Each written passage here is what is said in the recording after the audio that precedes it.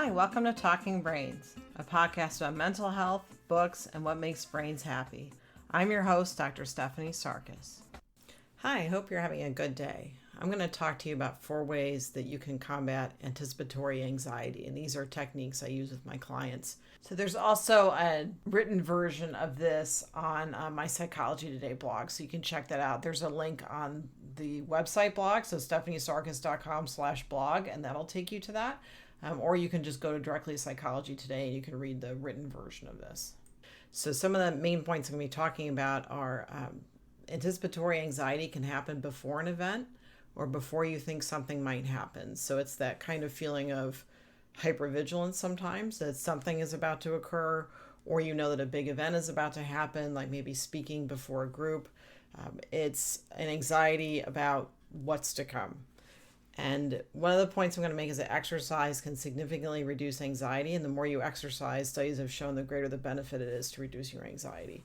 And also to lessen anticipatory anxiety, answer your what ifs. So your what ifs are the things that you say to yourself, like, what if this happens? What if that happens? If you go ahead and answer those, sometimes that helps reduce your anxiety. And it can determine whether a thought you're having is a fact or a speculation. Because when you have anxiety, your brain is really good at coming up with speculation rather than what actually is true in the moment. So I'm going to talk a little bit more about that. But anticipatory anxiety is the anxiety you feel before something happens, before you think something's going to happen. So in evolutionary times, we would, if we had a saber-toothed tiger coming after us, it was normal to feel some sense of anxiety, some sense of heightened awareness, some sense of something bad might happen. But sometimes that happens even when there isn't something bad that's about to happen. It can just be a feeling of foreboding, a feeling of something's about to be bad. And anxiety is a little bit different than fear. Fear is you have a thing that you have legitimate, rational fear about. Anxiety is when you're not even sure really what the fear is or what your concern is. It's more of just a vague feeling of great unease or even panic attacks. So it's normal to have anxiety before you do a big presentation, your first day of school, or whether you're a student or a teacher, or any other event that has significance in your life. Sometimes anticipatory anxiety can happen, you're not sure why. Your brain tends to go to worst case scenarios when you have anticipatory anxiety. So your brain just goes to, okay, so what if the entire thing burns down and everything's ruined? Your brain tends to not go to, hey, what if things go well? It goes to worst case scenario. So you may have been diagnosed with generalized anxiety disorder and you experience anticipatory anxiety on somewhat of a regular basis, or it may be that it comes up for you from time to time. Everyone's experienced anticipatory anxiety to some degree, but it can really start impacting your day-to-day life and just how you function, even how you interact with people. So here are 4 ways that I help my clients cope with anticipatory anxiety. Some of these are based in cognitive behavioral therapy methods. So first, answer your worst case scenarios. So if you're experiencing a lot of what ifs, and if you have worrying tendencies, you kind of know what ifs are. What if this happens? What if that happens? What if I speak in front of the group and I pass out? What if I go to work and I have a terrible day and I get fired? So we tend to go to extremes with that. So write down all the what ifs that you have that could happen. And now I want you to answer each of those with how you would handle that situation if it shows up. So sometimes answering those and giving your answers to the what ifs helps you come up with an actual solution that helps reduce anxiety. It's helping you come up with a plan. And sometimes when we have a plan, it helps us kind of put things into perspective. So if you're anxious about not waking up on time for work, what's the worst possible scenario? It could be that you show up late to work and you're fired. So you go, okay, so what if I show up to work and I'm fired? Well, you can find another job. And maybe it's a job that will work better with your sleep schedule. So the bottom line is that you'll be okay. So again, write out your what ifs and answer them to the best of your ability. And try not to criticize yourself while you're writing them out. Just write out pretty realistic solutions. So what if I'm at work and a fire starts in my house? Well, you have smoke detectors. Maybe you've got web-enabled cameras that notify you. Maybe You have a neighbor that kind of watches your house for you. So you answer all these questions. So it's really helpful to write that all out, and then you can review those when those what ifs crop up again. And then it becomes a habit of answering them. And then those what ifs tend to not be so big. So next, you really want to incorporate movement of any type, exercise, into your daily routine. So when you exercise, studies have shown that your level of anxiety naturally decreases. And studies have also found, especially a study in 2018, found that the more intense your exercise is, the more significant relief you have from anxiety. So the higher your heart rate goes, once you get in that target heart rate zone, the study found that people in this, that had anxiety had a greater drop of symptoms when they had more intense exercise. So this happens whether you have elevated anxiety or a diagnosed anxiety disorder. Either way, your anxiety levels will start dropping if you exercise. And some studies have found even within 15 minutes of exercising, your executive functions improve in your frontal lobe of your brain. Those are things like mood regulation, planning, forethought, reconstitution of information. Some of the things are impaired in ADHD and can also be impaired in anxiety and depression. And again, that's after only 15 minutes of doing exercise. So it doesn't matter what kind of exercise it is, it's just moving around. And I know that sometimes exercise for people can be a trigger word. It's a word that isn't associated with positive connotations. So it could just be playing with your kids. It could be just walking around the block. Make it into an activity that is something that doesn't seem like exercise. You can also even park further away from your office and walk in, or take the stairs instead of the elevator. That counts as exercise. Sometimes we need to get our exercise in kind of bite-sized pieces rather than in 1 hour at a time. But that counts. The more you do, the more you do, right? So it doesn't have to be one big chunk of exercise. You can break it down into pieces. So when you have anxiety, you can just be itching to move, but you aren't sure how to discharge that energy. So you feel like you're sometimes going to jump out of your skin, is the sensation that people describe. And sometimes when you exercise, it really helps you refocus. And it can be kind of a mindfulness practice where you automatically stay in the here and now while you're taking a walk. And sometimes when you're exercising or taking a walk, you wind up kind of processing some thoughts you had, or you wind up coming up with solutions for things. Taking a walk is a great way to brainstorm if you're working on a project or you're writing. It helps boost your dopamine and your serotonin.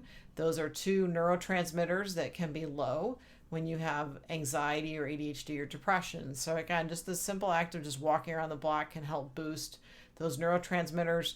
And they also do some other things too, like they boost dopamine, serotonin. Not only that, but it also reduces pro-inflammatory cytokines. So the cytokines are things that help regulate the immune system. So you're more likely to have an effectively regulated immune system if you exercise. So the benefits are pretty amazing. And again, if it's exercise is a word that you really do not like, just think of it as just movement. And again, just dancing around with your kids, playing, taking a walk. You probably get more exercise than you think. I also recommend that people get a fitness watch, whether it's an Apple Watch or a Fitbit or whatever brand. I'm not affiliated with any brand. It's just whatever works best for you. And like the Apple Watch has a little circle that you try to connect the ends of the circle if you have enough exercise. And so that's a good way to track it. It also tracks your heart rate. And I think the Fitbit may do that too. There's also a sleep app on there called Auto Sleep that you can buy. I find that to be really helpful just for self-care, because having anxiety can really mess up your sleep cycle. And so if you have that watch, you can really track how many hours you're sleeping, deep sleep, how long you're in bed before you fall asleep. And that can be good data not only just for you, but also if you're working with a mental health professional to show them how you're doing, and maybe even your prescribers too. So I recommend that overall. And again, when you have a watch like that, it kind of becomes a game to see how many steps you can get a day or how many minutes of exercise you can get. So you wind up challenging yourself. Sometimes people also find that they do well when they challenge someone else in exercising. So if you have a friend that's maybe across the world somewhere in another country, you can challenge them to different forms of exercise. And some of the watches and apps will record each of your times and see who got the better time. So that appeals to sometimes people's competitive side, especially if people were formerly athletes in college or in pro athletics. That competitiveness sometimes stays with you. And so when you compete against another person, you really tend to really shine. And also the other thing you can do too is just exercise with someone. They have somebody that meets you at your door and you go out for a walk together. When we've arranged to do an activity with someone, we tend to stick with it because we've made what's called a social contract with that person. And we tend to not want to let them down. So if someone knocks on our door, we don't just like slam the door in their face. We go out and go for a walk. So if you can team up with somebody to do that, that's great. There's like Meetup is an app that you can meet people. I know in my area, they have hiking groups and all sorts of different groups that do activities. And also when you're socializing, sometimes it doesn't seem like exercise as much. So also keep in mind if the ideas you're having surrounding your anxiety, if they're fact or speculation, because anxiety can make your brain come up with some really creative ideas about the doom that might happen to you or the terrible things that might occur with your anxiety, or just that overall feeling of trepidation that something bad's going to happen. It can be really challenging to tell what's really happened and what's something that might happen, because brains, especially if you're creative, your brain can get very detailed and realistic with the different scenarios it portrays. So when your brain goes into that full mode of expressing these creative kind of horrible things are going to happen to you, ask yourself if what you're thinking is fact or speculation. So is it undeniably true, or is it something that your brain's creating? Because again, sometimes it can be really hard to tell, especially when you're having like full-blown anxiety. So for example, so let's say you have 2 tickets to an event and you ask a friend to go with you and your friend's like, oh, I can't really go. So you think to yourself, well, what if I can't find anybody to go with me? What if I don't have any friends? So let's look at the facts. The facts are that we know for sure you have 2 tickets to the concert and one of your friends said they couldn't go. That's it. The rest is speculation. So one of the things that I do with kids is I draw a little train of worry. So you have your original thought, and a kid may say to me, well, I think if I get a C on this test, my mom's going to kick me out of the house. So we talk about, okay, so what's the first thought? So that's the first part of the train is I might get a C on a test. Okay, then what? Well, then my mom's going to get mad at me. Okay, and then what? And then she's going to ground me. Okay, and then what? And then I'm going to get kicked out of the house. Okay, so let's look at each of those. So have you ever gotten a C on a test before? No, I usually get A's and B's. I go, okay, so then your train ends like right there. It just ends with the first car. So have you ever gotten a C on a test? Yeah. Well, was your mom upset? No, she just, told me that I need to study more and that she would sit down and help me study. Okay, so your train ends there. So has your mom ever gotten mad? Yeah, she got mad at me and she grounded me. Okay, so did she kick you out of the house? No, But, I think that might happen. I go, but it hasn't happened. So the pattern that you've seen so far is this. And then I usually talk to the parents too about ways to help their kids. So it's helpful just to write out your sequence of concerns and then really look at, is this something that's happened or that you're concerned about it happening? And patterns are not destiny. So you might also think, well, when I did X, Y happened. So maybe Y is going to happen every time I do X. Not necessarily the case. Sometimes that changes up. So if you've had a bad experience every time you do something, maybe you're going to do that thing a little bit differently, and that can change your outcome. If you change one thing, sometimes that changes everything.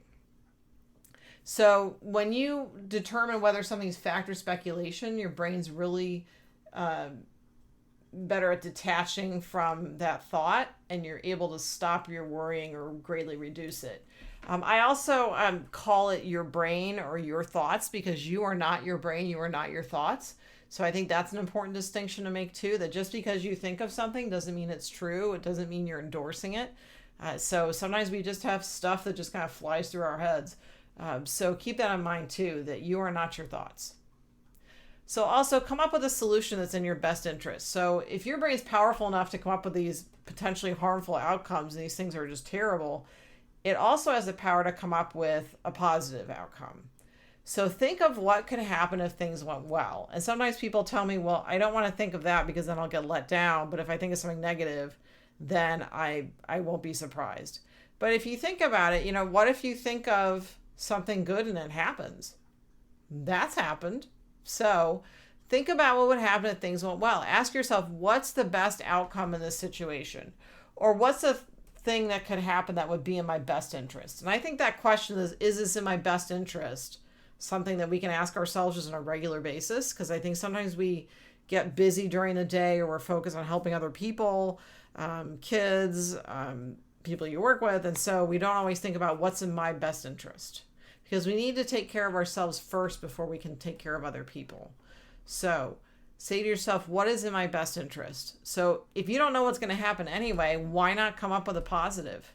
If you're not sure what's going to happen, if you wake up late, maybe the positive is nothing happens, that you wake up late and you tell your boss, hey, I'm going to be running late. And your boss is like, cool, okay, no problem. So think of what the best case scenario could be as well. So this also works after an event. So it's called reframing. It's a cognitive behavioral technique that, let's say that you spoke in front of a crowd and you got nervous and you felt like you tripped over some of your words. But, and so afterwards you're like, oh man, I wish I could have done a better job. I don't know what people thought of that. How about people thought you did a great job? Because you don't know, right? And what other people think is really none of our business anyway. So look at it as, wow, they must have been like okay with it. Maybe I really helped some people with my talk, or maybe I did a great job, and look at the skills I've learned. So it's really kind of looking at that critical parent voice that we have in our heads and replacing it with a loving parent. You did a great job.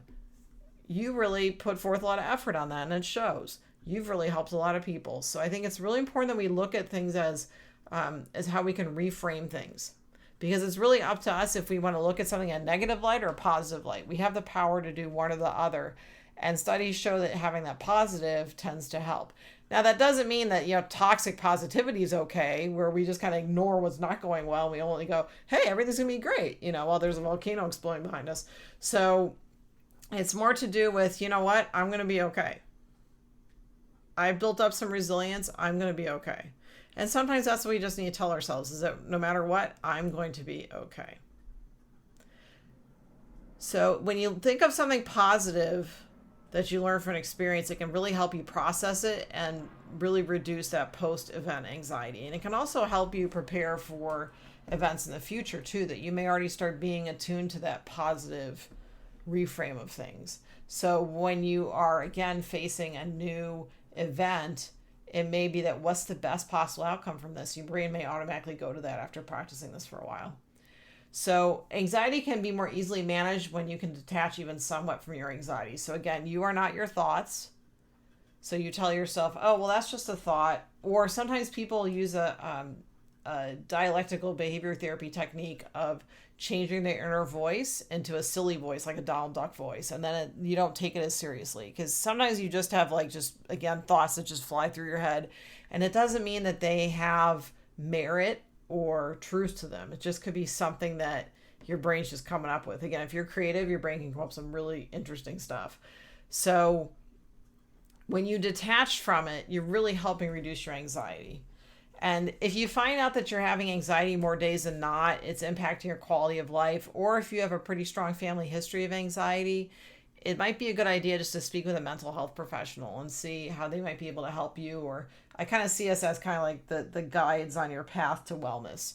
So I would recommend calling somebody and talking with them, because I think sometimes people suffer kind of needlessly when there are ways to make you feel better. So that's been a little bit about 4 ways to combat anticipatory anxiety. So first, answer your worst case scenarios, answer your what ifs, get moving. So whatever kind of movement that is, exercise, parking further away from your office, taking the stairs instead of the elevator, any way that you can get some extra movement in. And also look at your thoughts and say, is this fact or speculation? Is this something that's happened, or is this something that my brain's kind of concocted? And then also come up with a solution that's in your best interest. Well, thanks everyone for listening. This is Dr. Stephanie Sarkis with Talking Brains. My website is stephaniesarkis.com. And go ahead and hit that subscribe button and rate the podcast. Thank you. Bye-bye.